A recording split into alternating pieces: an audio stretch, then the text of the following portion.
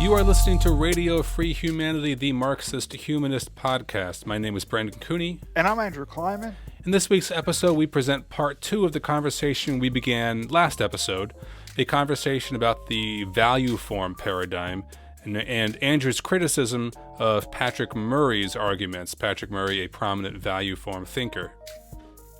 To hear more episodes of Radio Free Humanity, to read more about the issues discussed, or to join in the conversation, please do visit Marxist-Humanist-Initiative.org. You can also make a donation to the podcast there on the website. While our podcast is hosted by Marxist-Humanist Initiative, the views expressed by the co-hosts and guests of Radio Free Humanity are their own.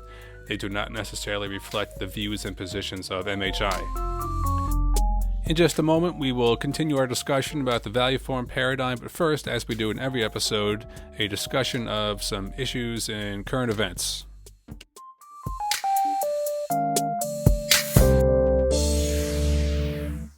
For this current events section, we're going to be talking about a piece called "You Don't Owe Joe Biden Anything: Shaming the Left as Immoral and Bad Politics." It appeared in Salon on May 9th of this year. And maybe, Andrew, you're more prepared to tackle the author's name than I am. Her name is Varsha Gandikota Nalutla. Sounds good to me. Okay, maybe we can call her VGN or something. Sounds good. Yeah, let's do that. So usually when we talk about an opinion piece like this, we begin with a short summary of the piece. I'm going to try to do that here, although I find her argument somewhat meandering. I don't think sentences and paragraphs support arguments and sub-arguments, but we'll give it a shot. I mean, her main concern is to talk about this, what she considers this phenomena of Sanders supporters being vote shamed, being told it's morally wrong to withhold their vote from Biden or to prioritize voting against Trump now. And she has, so she goes some various digressions about this. She talks about how some marginalized communities and young voters don't see their issues represented by Democrats and Republicans. She doesn't actually go, into that. Obviously, a lot of people's lives are being threatened right now by Trump, and there was historic turnout in some primaries for Biden because they thought he represented a chance to beat Trump. But she just sort of ignores all that. She talks about what she calls the snobbery of political elites who present voting as a life and death issue without presenting some sort of counter argument as to why this is not a life and death issue, or explaining why it would be snobbery to be concerned about the lives of tens of thousands of people. She sort of pivots instead and just does your typical whataboutism bit and talks about Obama as deporter-in-chief. She interrogates this notion that citizens owe their vote to a party, leaping over the whole life and death question and just going to this notion of owing a vote, although I'm not sure why calling something a life and death issue means someone says that people owe their vote to a party.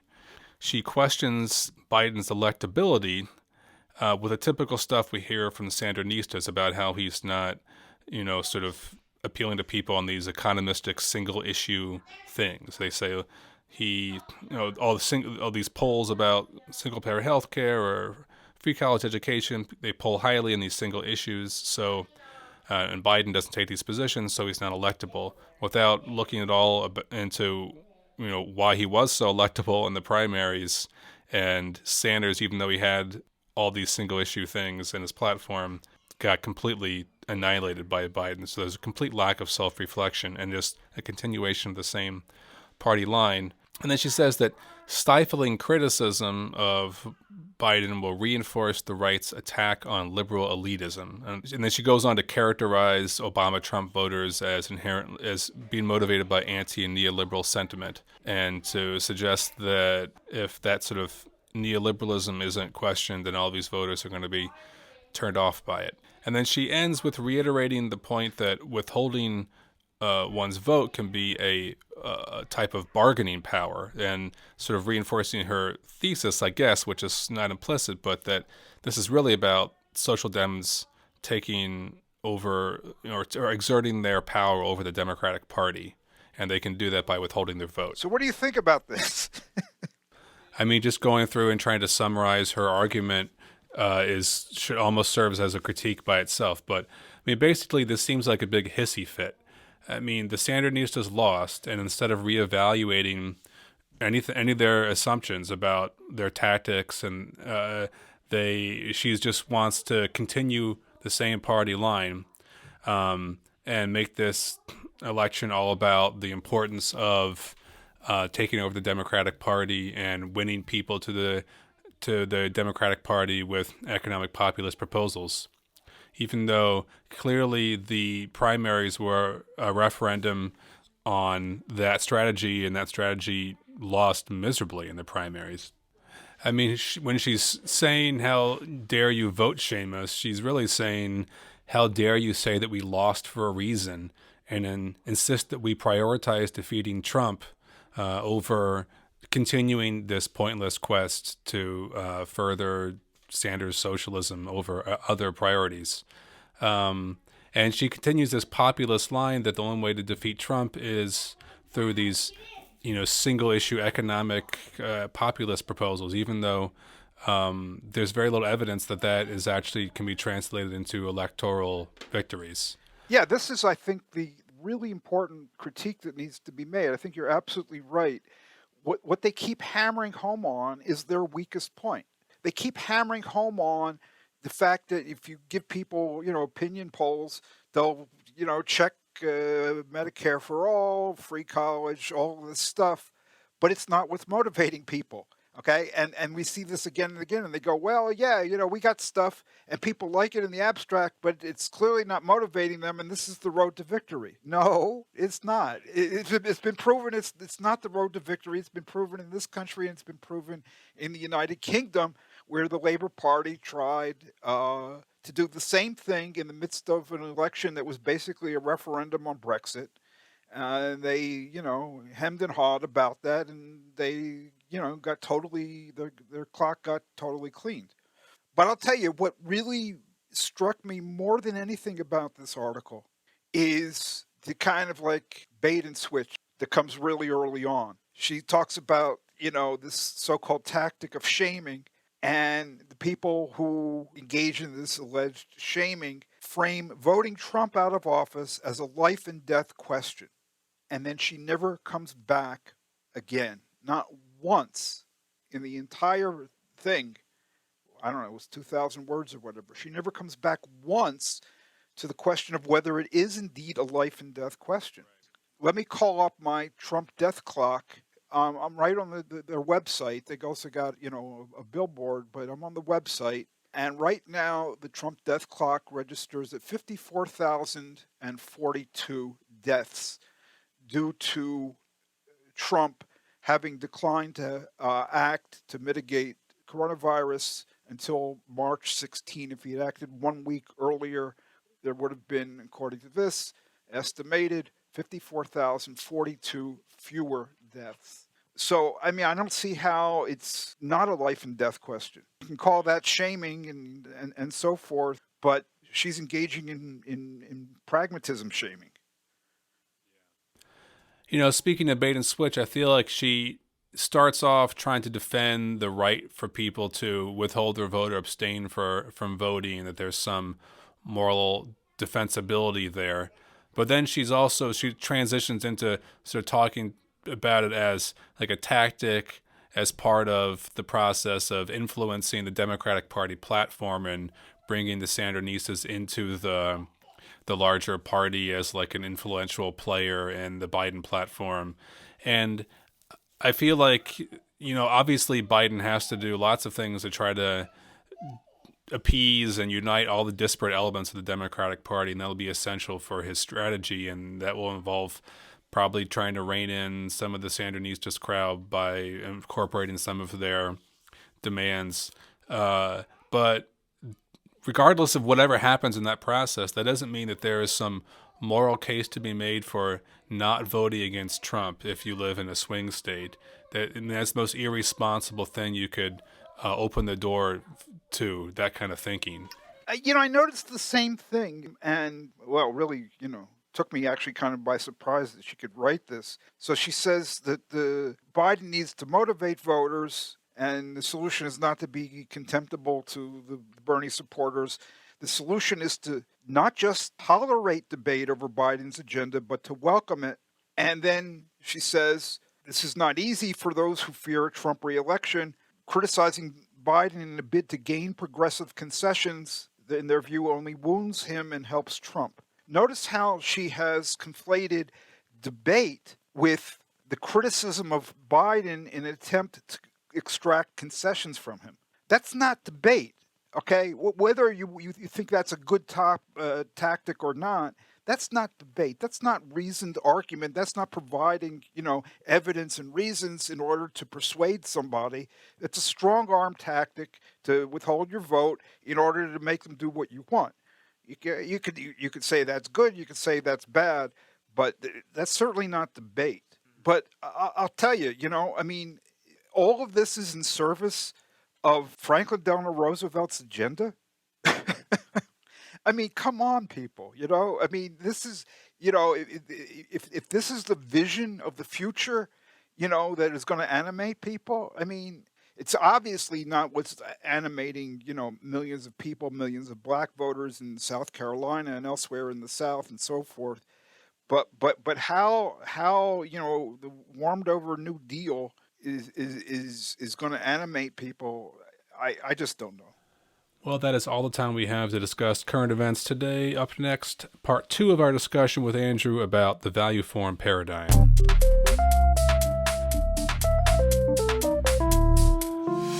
So one of the most important aspects of this debate over the value form paradigm is this question of what are the historically specific and essential characteristics of capitalism, the things that differentiate capitalism from other modes of production, and what are, more ephemeral or secondary characteristics of capitalist production. And as we talked about in the first part of this interview, the value form paradigm really puts money in exchange at the center of its analysis of the capitalist mode of production. It considers these to be sort of the central and essential characteristics of capitalism.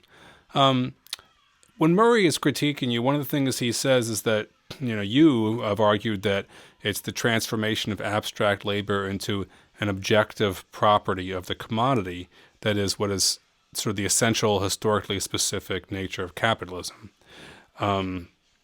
This idea that the products of labor in capitalism have this objective property of having values.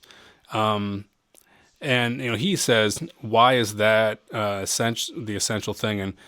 And then he criticizes you for not explaining what that has to do with money or circulation. He says that you've left up in the air the question of how that relates to the question of money and circulation. So what is your response to that? Well, he's right that in this particular paper of mine that he's responding to, I did not address why products of labor take the form of value, in commodity-producing societies. I've done that elsewhere. I didn't do it in that particular paper. In that paper, my task was a critique of the value form paradigm. And I was making a different point. So I say that, it's specific to capitalism that labor becomes, embodied in a commodity, an objective property of the commodity. And the point I was making there is that the value form theorists have all along argued that embodied labor value theory is asocial. It's a Ricardian inheritance of Marx, from David Ricardo. It reveals a naturalistic understanding of capitalist production. Capitalism is basically, just like any other society. That's how they regard embodied labor, Marx's references to the embodiment of labor, and so forth. My point was, no, they've got it completely wrong. Marx's embodied labor theory is a theory about what is specific to commodity-producing societies. When he talks about embodied labor, he's not saying that, labor is embodied in all forms of society. I mean, in all forms of society, it takes labor to produce things, but the labor doesn't become the subjective property of the object that's produced. That's specific to commodity-producing societies, according to Marx. He's very clear about that. So this is not asocial. It is historically specific. It's not naturalistic. And, I make this argument, and Murray didn't offer any response to the point that I was making. But to answer, his query now, why do products of labor take the form of value in commodity-producing societies? Why? It's a good question. He says, does this have anything to do with money in circulation? Well, yeah, it has something to do with them. I mean, pretty much everything in capitalism has something to do with everything else in capitalism, right? That's kind of not getting us very far. But here's what I would say. In Marx's view, money and circulation, the exchange of commodities, are not the ultimate causes of the embodiment of labor or the fact that the products of labor take the form of value. The alienation of labor is the ultimate cause of that. In other words, the ultimate cause is that the worker's labor, to use Marx's expression, the worker's labor exists independently outside himself and alien to him, and that it stands opposed to him as an autonomous power. Close quote. I'm quoting Marx's essay on alienated labor from 1844. The worker's labor exists independently outside himself, alien to him, stands opposed to him as an autonomous power, and it's only because of that labor can then be embodied, so to speak, in an object, the produced commodity. And so for Marx, money and circulation, exchange, these are merely the necessary consequences of that alienation of the activity of labor. And that's because just private property, which is the outcome of all of this, is itself just a necessary consequence of the alienation of labor, according to Marx. He wrote, quote, "The relationship of the worker to labor creates the relation of labor to the capitalist. Private property is thus the product, the result, the necessary consequence of alienated labor, of the external relation of the worker to nature and himself," the alienation. Though private property appears to be the reason, the cause of alienated labor, it is rather its consequence. Later, this relationship becomes reciprocal. So again, I'm quoting Marx. So does embodiment of labor have anything to do with money and circulation? Yes, but they are not its causes, because private property is not its cause, according to Marx. I'm just referring to Marx's view here. The cause of all of this is the alienation of labor. And these are its consequences in Marx's view. Private property, once you've got private property, you've got exchange. Once you've got exchange, you got money. Yeah, I think that's an important distinction to make about this claim that embodied labor is somehow an ahistorical thing to talk about. I mean, in some senses, the value form paradigm treats capitalist production as ahistorically, because it treats capitalist production as just a purely technical relationship of people to means of production, and without any sense of the historic specificity of the social relations of capitalist production in the way that Marx talks about. Funny you should mention that. At the same point in my article where I say that Marx's embodied labor theory is not Ricardian, I make that exact point. It's like, well, why am I the only person to see this? Why haven't value form theorists seen what I've just said and just repeated on the podcast just now? And I say it's because they have basically the same technical laden understanding of production. That they are the ones who have, this asocial, naturalistic understanding of production. You talk about production, to them, that's not where the sociality and the historical specificity of capitalism is located. For them, it's all in the market and money and exchange and all of that stuff. And they don't see that when Marx is talking about production in capitalism, the actual physical production process he's talking about, he's not just talking about any old production process. He's talking about something really historically specific, something, specifically capitalist. Because it's not that way to them, production. They don't see it in Marx. So yeah, it's kind of funny, that I was making that just that point that you were making, and Murray didn't respond to that point that I was making either. So let's move on to some other aspects of your paper. You argue that the value form theory is not even capable of arriving at several of Marx's most important conclusions. one, that surplus value cannot arise in circulation, and two, his critique of the quantity theory of money, and also his understanding of intra-firm trade. And I want to go through those each one at a time. But can you provide a short summary of why you argue that Murray and the value form paradigm are incompatible with these aspects of Marx? I can put it in one sentence. In all of these three cases, intra-firm trade, quantity theory of money, origin of profit, in all three cases, the value form position is incompatible with Marx's theory because Marx's arguments in each case rest squarely on the premise that commodities have determinate prices and, of course, determinate values, fully determinate, before they enter into the market. Okay? So, because that's not the value form position, either in its extreme version, the exchange-only version, as Murray calls it, or his co-constitutive and other people's similar versions. In all of these versions, it is not the case that commodities have fully determinate prices and values before they, or at least not fully determinate prices before they enter the circulation. But let me try to address this in a somewhat different way as well, like, why I argue this, right? Well, I argue it, first of all, because that's the case. But why do I go, off of the kind of issues that, like, value form people tend to discuss, which is, description of what's unique about capitalism and stuff. The thing is, you get these different interpretations. You got their interpretation of Marx's text. You've got the interpretation of myself and others, temporal single system interpretation. And how do you decide, right?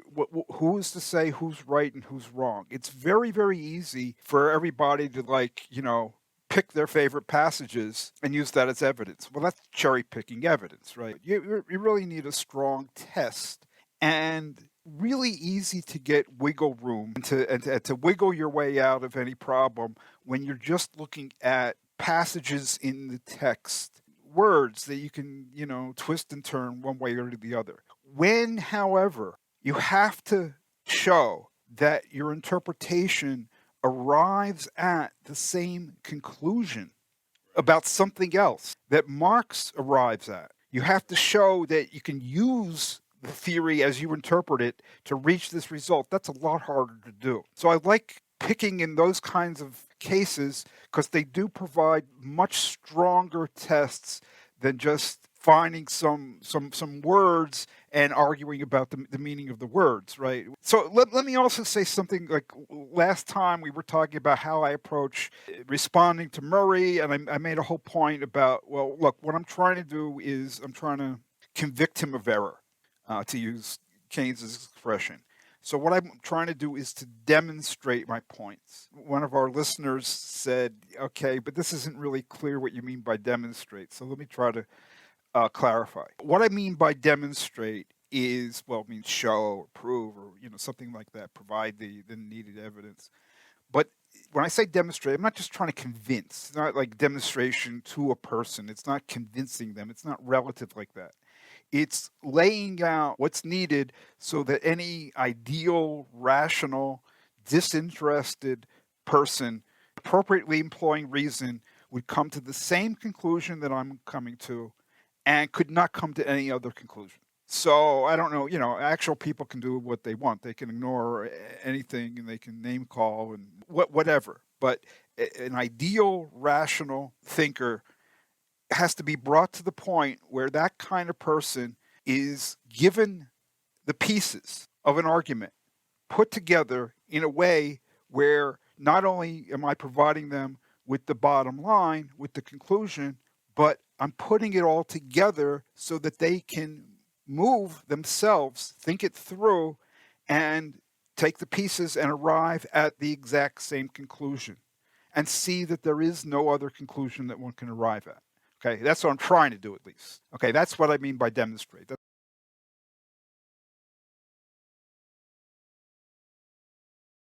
So an argument you make in your paper is that the value form paradigm is fundamentally incompatible with Marx's theory that surplus value cannot arise in exchange. And of course, that argument from Marx is essential to his explanation of exploitation of the workers as the source of surplus value. So you make that argument, and then Murray responds by saying that only applies to the most extreme version of value form theory, which he calls the exchange-only variant, but that criticism doesn't respond to his co-constitutive value form theory. What exactly is his argument here? There's one argument that he makes that is clearly his attempt to make a counter-argument. And then there's another thing he says, which, if we interpret him very charitably, might be an attempt to make a second counter-argument. Let me take the first one first. He says, basically, I'm claiming that in order to demonstrate that surplus value can't arise in exchange, what we need and what Marx needs and has is this view that commodities have determinate prices as well as values before they enter into the market. I say, if you're going to show that surplus value cannot arise in exchange, that's the premise that you need. And that's the premise that Marx had. Before the commodities go into the market, their values are already determined and their prices are already determined. Murray says, nah, you don't need that. He says it's enough to assume what Marx assumed in his demonstration that surplus value can't arise in exchange. And Murray says that what Marx assumed there is that commodities sell at their values and that their prices express their value. So, in other words, their prices are equal to their value. And he says if that's the case, then surplus value can't arise in exchange, even if, here I'm quoting Murray, even if, quote, it is only in the act of sale that those values and prices are finally determined as value form theory contends, close quote. So that's what Murray is claiming, is that you don't need to assume that the commodities values and prices are determined before they enter into the market. All you have to assume is that they sell at their value. Right. It's hard for me to follow that. What part of it is hard for you to follow? Well, I don't follow what does the determining in his conception. Like he's talking about the moment of determination, but what are the things that do the determining? Yeah, right. The determinant, yes, or the determinants. So he's arguing that value is determined prior to exchange, but then it's finally or ultimately determined at the moment of exchange. To Marx's argument about surplus value.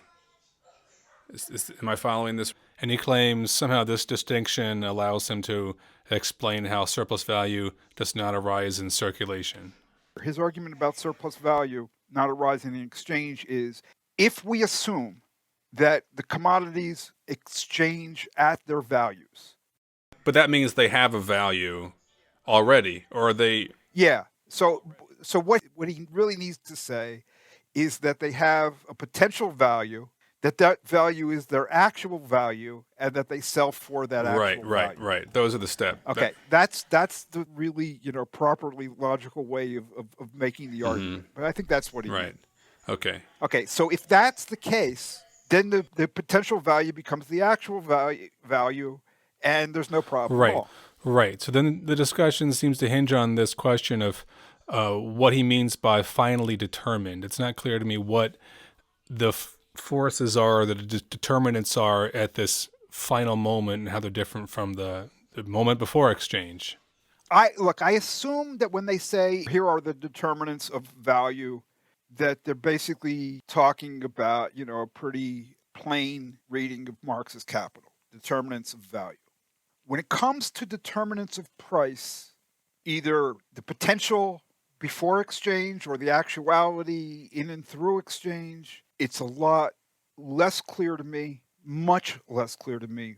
I don't think that I have never read anything systematic in terms of a theory or anything systematic in terms of an interpretation from them about what are the determinants. What we get is some general sense of market phenomena mattering and affecting things. But that's not a complete, description or account of what are the various factors that go into making price what it is and not some other price, right? That's what you would want. It's not there, especially in Murray's work. He in this one counter argument, which might be his only counter argument, he's not getting into any of that because he's made an assumption that evades all of that. And the assumption is that the commodities exchange at their value as determined in production, and that the market has no effect. So he's saying, look, if the market has no effect, then the market has no effect. Well, yeah, it's a tautology, right? But the thing is, he says that this was Marx's assumption, and that's not true. We should get into that because I think people often make mistakes about when Marx does and does not equate price and value, and when that is or isn't important for arguments that he makes. He's saying that in chapter 5 of volume 1 of Capital, that is the chapter in which Marx demonstrates that surplus value, extra value, profit, cannot arise in exchange. That's where Marx demonstrates it. Chapter 5, volume 1. Murray is claiming that the premise of Marx's demonstration in chapter 5, volume 1, is that the commodities exchange at their values. They sell for their values. So there's no difference between their value and their price, and therefore the sum of all the prices is equal to the sum of all the values, because every single price is equal to every single value. The market doesn't change anything, and therefore the market doesn't change anything. That's the tautology. The problem is it's just completely false. Marx did not assume in chapter 5 of volume 1 that the commodities are exchanging at their values. He says, okay, if they exchange at their values, here's the way it works. And then he says, well, let's imagine that, some of them exchange for more than their values. Okay? And then he says, here still, you're not going to get surplus value arising in exchange, because the gains that some people get in exchange are exactly offset by the losses of other people in exchange. If one person sells something for more than it's worth, the other one is paying more than it's worth. So if one person sells for, $12, something for $12 more than it's worth, somebody on the opposite side of that transaction is shelling out $12, more than it's worth. And the $12 gain of the one is equal to the $12 loss of the other. And, so it's a zero-sum game. It's a wash. There's no profit being made in the aggregate in this way, Okay. And then Marx even, this guy's good. He tracks down every little possibility. He says, let's imagine we got this generalized inflation. Let's imagine, for instance, that all commodities across the board, everything sells, for let's say 10% more than it's worth. And he shows that even in that case, there's not going to be extra profit, surplus value arising in exchange. That's the great bulk of, it's a short chapter, but it's the great bulk of chapter 5 of volume 1 of Capital. It does not depend on the things exchanging at their values. That's one case. He looks at the case where they don't. He looks at the case where all commodities exchange for more, than their value. There's this myth out there that, in volume 1, Marx assumes that the commodities exchange at their values, the prices equal values, and so forth. It comes at a particular point in volume 1, that assumption. It's not there prior to the very, very, very end of chapter 5. After going through all of this stuff and showing that it doesn't matter if prices are, bigger than values, if all prices are bigger than all values, it doesn't matter. You're not going to explain the profit arising in that way. At that point, Marx says, well, so let's assume that they sell at their values, and that'll make things simple, because we can't explain it any other way. That comes at the very end of chapter 5, and nowhere before do you see that assumption in volume 1 of Capital. It just isn't there. And when Marx makes that assumption, it's as clear as day what he's saying. Okay, so it's not in chapter 1, 2, 3, 4, and when Marx is demonstrating in chapter 5 that surplus value cannot arise in exchange, he is not assuming that the price is equal to values. He's doing something general. It's not some very narrow and unrealistic special case that he's dealing with. That's what Murray is giving us, some unrealistic special case that never actually happens.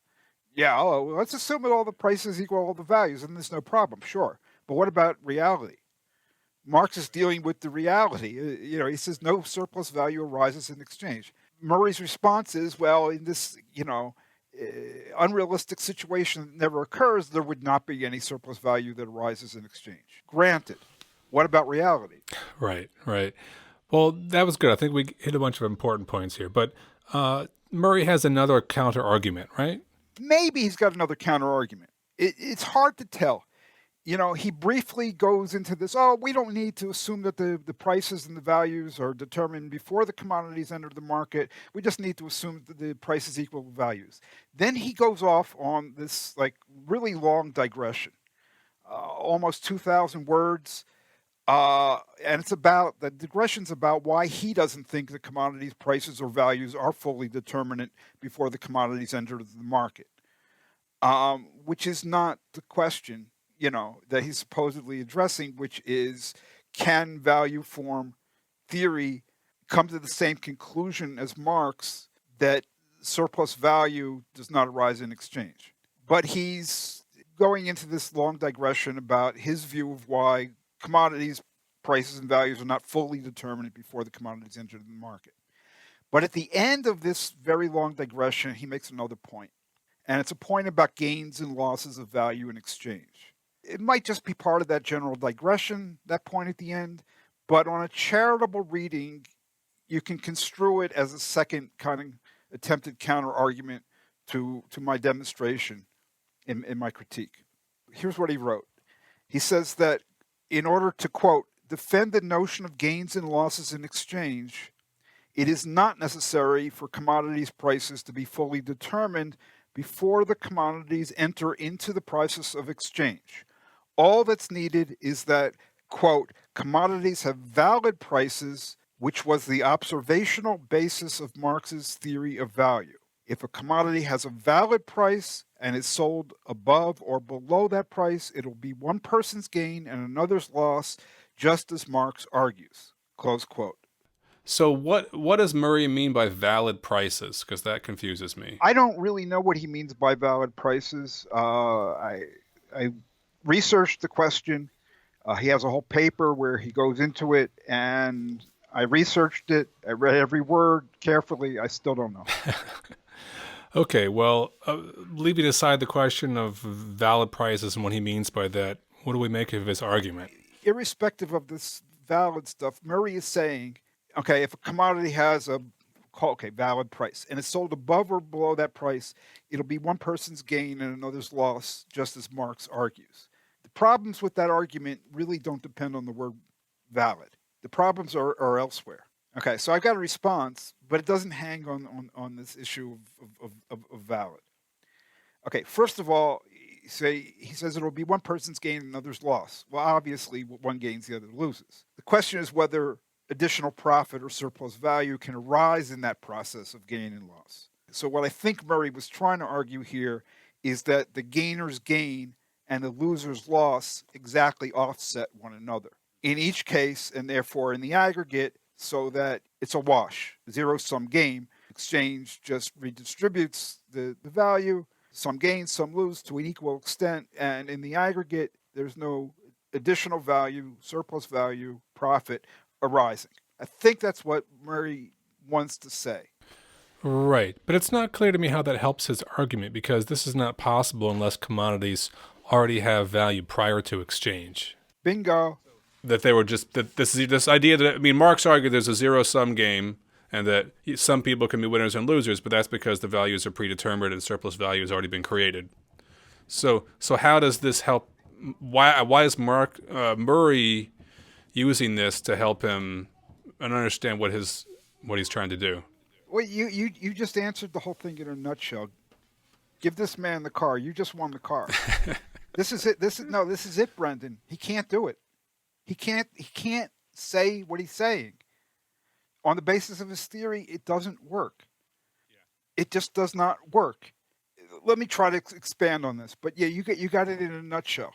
In this co-constitutive theory of his, the commodities enter the market with one set of prices. They exit the market with a whole other set of prices. The potential pre-exchange prices are just replaced by the actual post-exchange prices. Just like Paul Samuelson and the transformation algorithm. You write down one set of prices, you erase them, now you write down a different set of prices. And so in this co-constitutive theory, the potential pre-exchange values and prices become actual post-exchange values and prices just by disappearing and being replaced by other ones. And these actual post-exchange prices are not fully determined by what came before, by the potential pre-exchange prices or values. This is fundamental to value form. This is the fundamental value form tenet, whether we're talking about the extreme version or the co-constitutive version. They all say that. So what's the consequence of that? The consequence is that there is no conservation law that regulates the total price or the total value in value form theory. Nothing that carries over and says that the sum of the potential prices pre-exchange has to equal the sum of the actual values and prices as a result of exchange. They don't have to be equal. Could be double, could be half as much, could be 1,000 times as much, could be 1/100th as much. There's no conservation law. And that's because this potential prior to exchange is not fully determining the magnitudes of the actual post-exchange prices. So for instance, imagine a generalized rise in demand. We get out of this depression. And there's a whole lot of spending out there. Generalized rise in demand. There is nothing in value form theory that would say that the sum total of the actual post-exchange prices can't be bigger than the sum total of the potential pre-exchange prices or values. The rise in demand could make everything more valuable. And if that occurs, then bingo, what do you have? Additional surplus value or profit arising in exchange. This is just unavoidable once exchange has this additional role in some unspecified way so that there is no conservation from pre-exchange to post-exchange. Let me put the same thing differently. Murray gives us the following sentence. If a commodity has a valid price and is sold above or below that price, it will be one person's gain and another's loss, just as Marx argues. Murray wrote that, but he has no warrant to write it. His value form theory forbids him from writing that. Commodity has a valid price, is sold above or below that price. Okay, that makes no sense in light of his theory. All he can properly say is that the commodity had a valid potential price prior to sale, and that after the sale, it no longer has that price. Okay, so he can't say that it has a valid price and is sold above or below that price. All he could properly say is it had a valid price, it's now sold for more or less than that value that it had. But because it no longer has that price, it's not possible to say that it's been sold for more or less than it is now worth. So the whole concept of gains and losses in exchange has no meaning here in value form theory. That means that things are sold for more or less than they're now worth, not for more or less than they were worth back in 1943.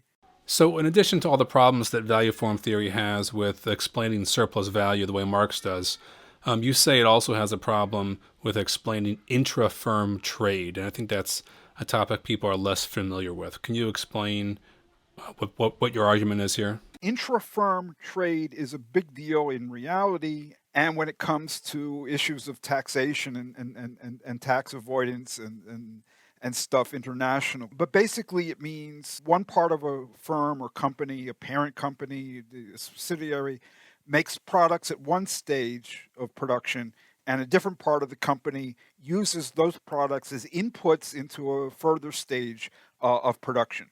So in effect, one part of the company is selling inputs to a different part of the same company, or a subsidiary is selling to the parent company. For instance, take cars, General Motors plants in different parts of the world. One produces engines, one produces axles, one produces carburetors, and so forth. And then these all come to some GM assembly operation somewhere else in the world. So they're all shipped, to the assembly operation. So the GM auto assembly operation is buying its inputs from GM part suppliers.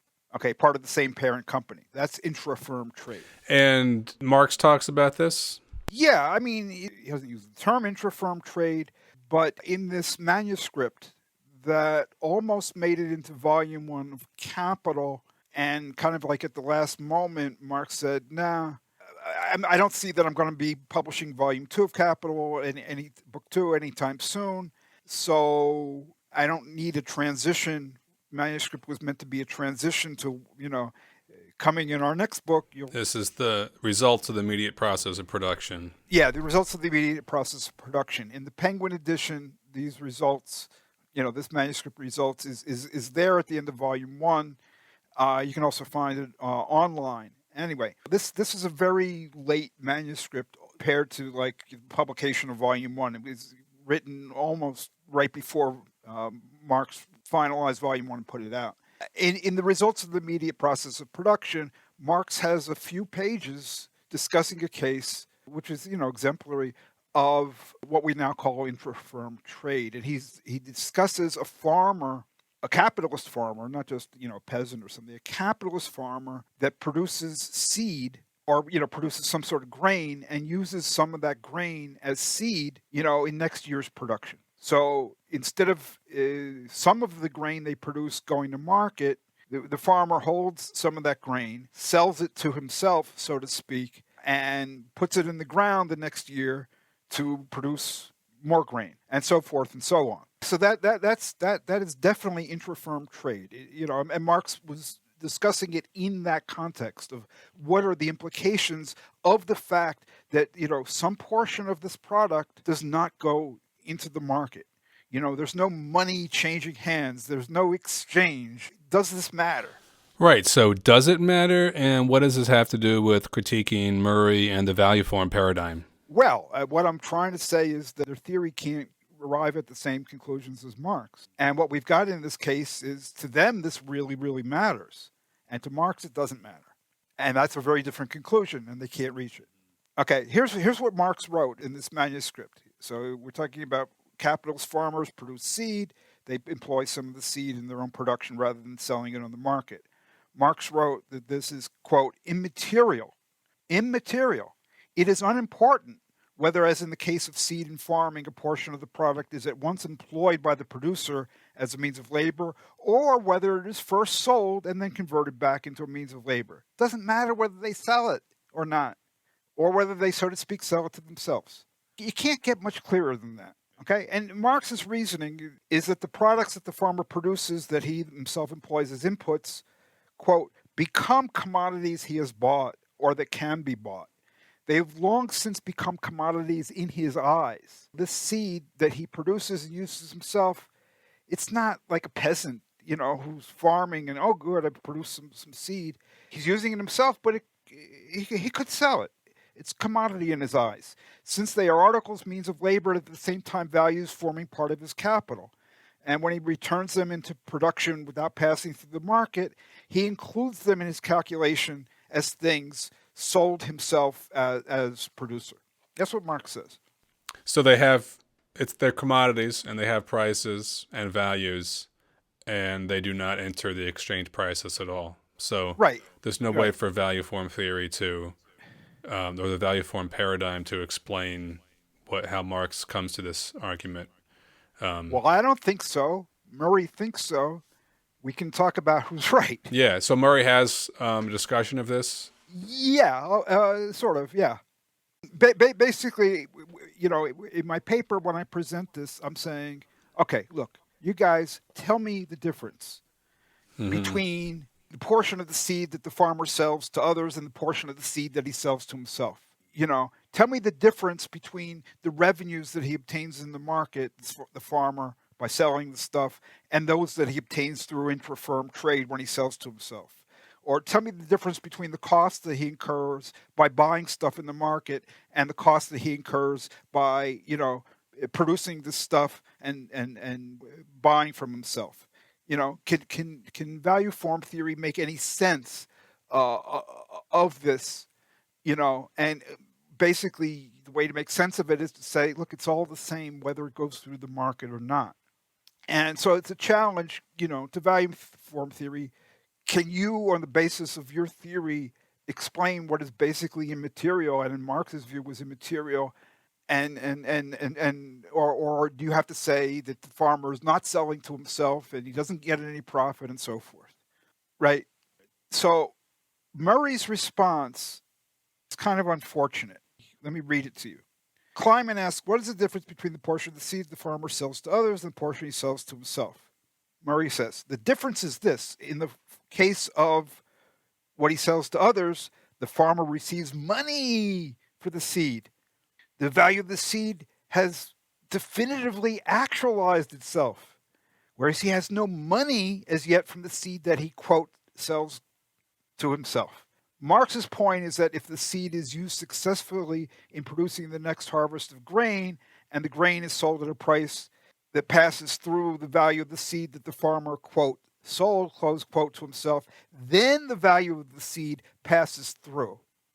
So the thing gets a value if somewhere down the line, something eventually sells. But this is contingent, Murray continues. If the seed goes bad in the ground because of too little rain, then the potential value of the seed is lost and the farmer never sees the money that was on his books.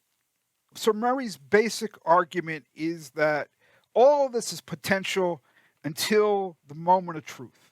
And the moment of truth is when you got something, either the product or the product of the product or the product of the product, something produced using inputs that then goes to market.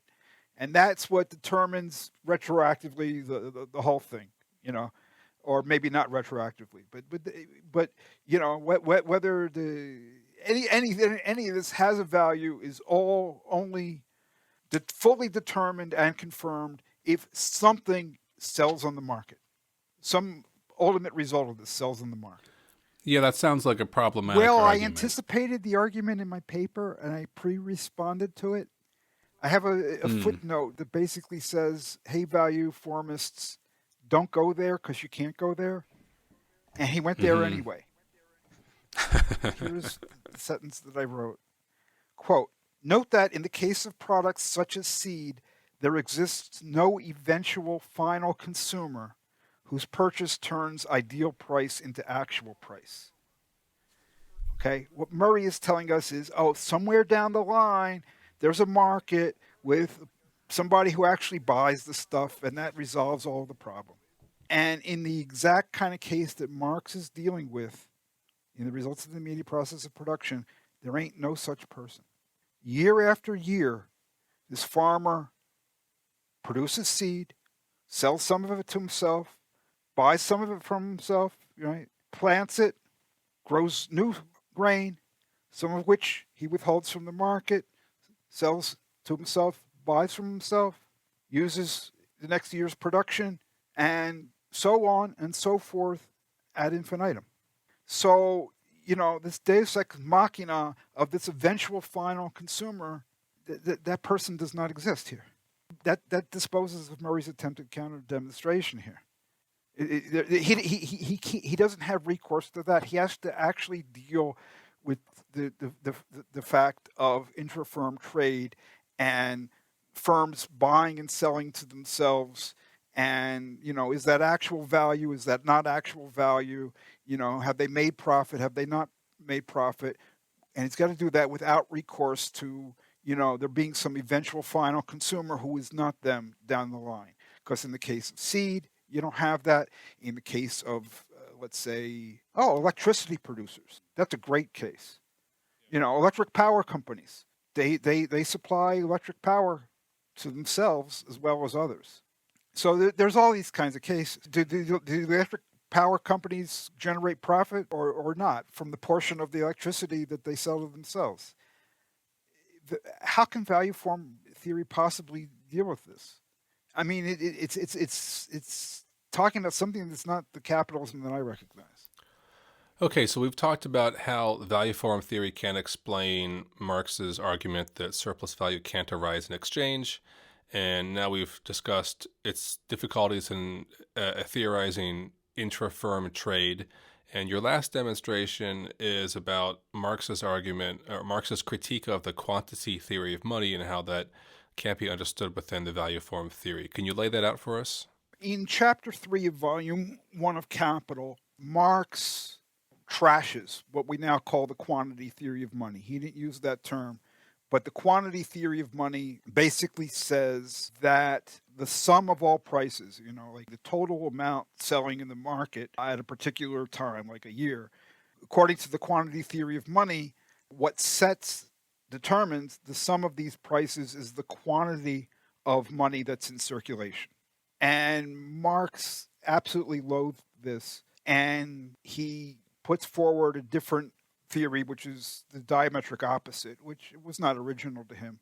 And he provides an argument against the quantity theory of money. And that argument against the quantity theory of money rests on the idea that the commodities have fully determinate prices, as well as fully determinate values before they enter into the market. So what I'm saying is that to answer the quantity theory of money, Marx employs a premise that is the diametric opposite of what both versions, exchange only and co-constitutive, both versions of value form theory say. And that he needs, and I go on, I say, this is the premise that is needed to disprove the quantity theory of money. It's only on the basis of this that a disproof can be coming. Right. And Murray has some kind of counter argument here, presumably? Well, he didn't really have much of a counter argument. He wrote one sentence, I guess in an effort to dismiss the issue, and then he hurried along. The sentence is this from Murray, quote, "What is required to refute the quantity theory of money is not that the prices of commodities are finally determined before they enter the market, but only that they have valid prices." Close quote. But I don't consider that an argument because there was no attempt to prove this or even to provide an argument in support of it. Well, he's not right. It is required, which is what I said, in order to refute the quantity theory, the prices have to be finally determined before they enter the market. Murray's wrong here for basically the same reason that his attempt to get around surplus value arising in exchange by talking about valid prices is wrong. The core issue is that in his version of value form theory, as well as the others, the actual post-exchange prices are not fully determined by events that precede exchange. So they're not fully determined by the sum of the potential pre-exchange prices, whether we're talking about valid, invalid, semi-valid, whatever kind of prices. Okay, the issue is actually really simple and really straightforward, and I can explain it. The thing is, one does need to kind of like slow down and think it through. If you think it through, it's really easy and straightforward, but you do have to think. So assume that gold serves as money, which is what Marx was assuming in chapter 3. The people he was criticizing, were operating on the same assumption because that was in fact the case. Okay, gold served as money. So if you think about a situation like that, what is determining the total price at the moment of exchange of all of the commodities? Well, the total price of the sum of all of these commodities is the amount of gold for which they exchange. It is that. So if you have, for instance, a whole bunch of stuff that sells and it's exchanged for, let's say, 500 ounces of gold, then 500 ounces is the total price of this stuff. So the total price, 500 ounces of gold, is the amount of gold, right? Those are one and the same thing. That's the hard thing to get one's head around, but it has to be the case. Okay, now here's the problem. In value form theory, including the co-constitutive variant, commodities only have potential prices prior to being exchanged. Their actual prices can differ from the potential prices. And these actual prices are partly determined by what takes place in exchange. So in Marxist theory, it works all really easily. Marx says, no, the quantity of money in existence is not what determines the prices. The sum of prices to be realized, the amount of stuff you need to sell for, that's determined prior to exchange. So the commodities enter the market already having a price of 500 ounces of gold. So how much gold do they exchange for? 500 ounces. It's already been determined.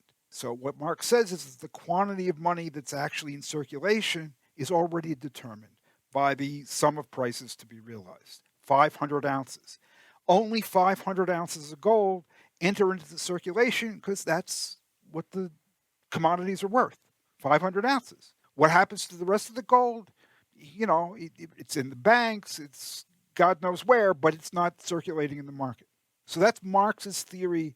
And he says, look, it's not the quantity of money that's determining the sum of the prices to be realized. It's the sum of prices to be realized that's determining how much money actually enters the market to exchange with them.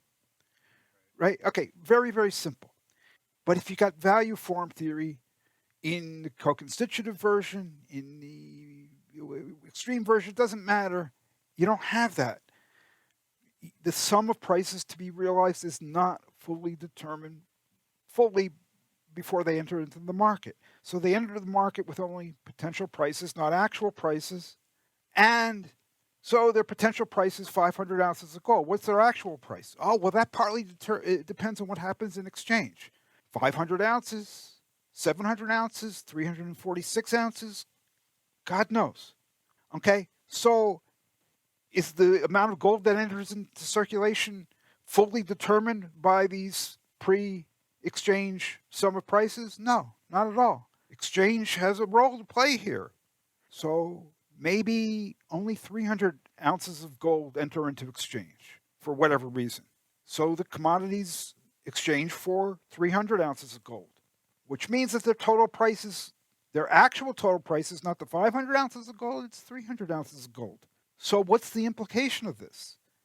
The sum of prices that's being determined here, which is not 500 ounces, the one going in, but 300 ounces, the one coming out of exchange, that sum of prices has been determined by the total quantity of money in circulation, 300 ounces. That is the quantity theory of money. That is the forerunner of modern monetarism. Milton Friedman and all of that. It's what Marx opposed, four-square opposition, but it's what value form theory implies. So the point, very simply, is that in contrast to Marx's theory, value form theory can't possibly say that the amount of gold that's in circulation is dictated by the sum of prices to be realized, the pre-exchange prices.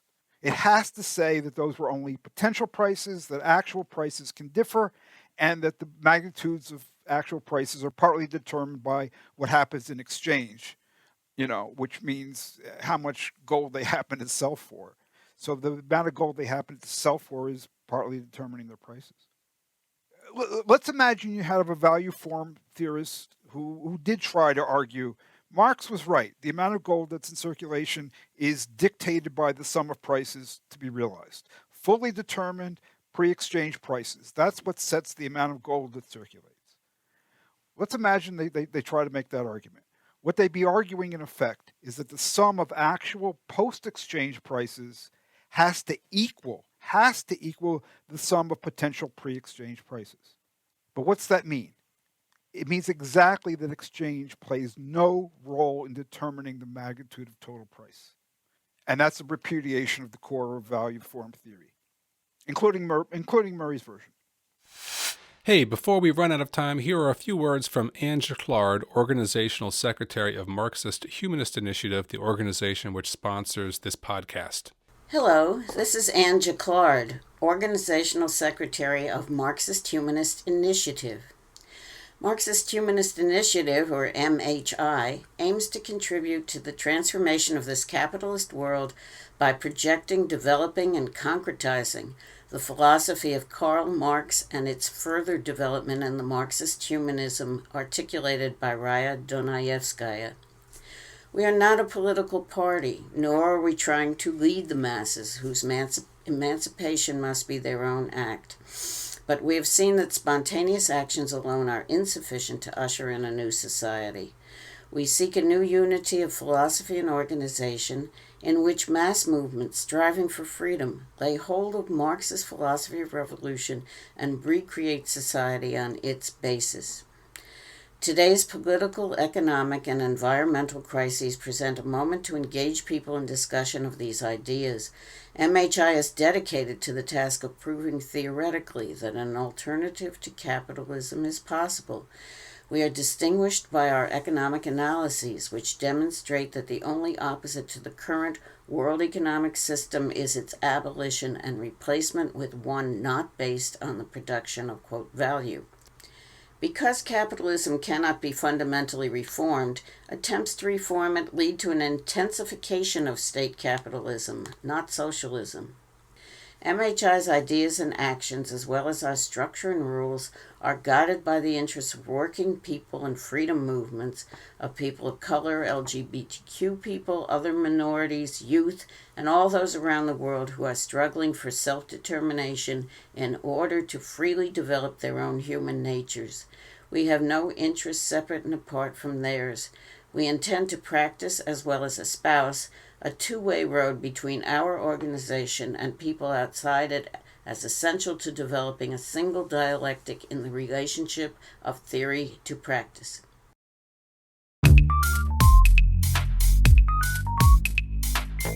Well, that's all the time we have today on this episode of Radio Free Humanity. Please stop by Marxist-Humanist Initiative.org to hear more episodes. Leave a comment, leave a donation. Please, if you like the podcast, tell your friends, tell your enemies, spread it around, and we hope to hear from you soon.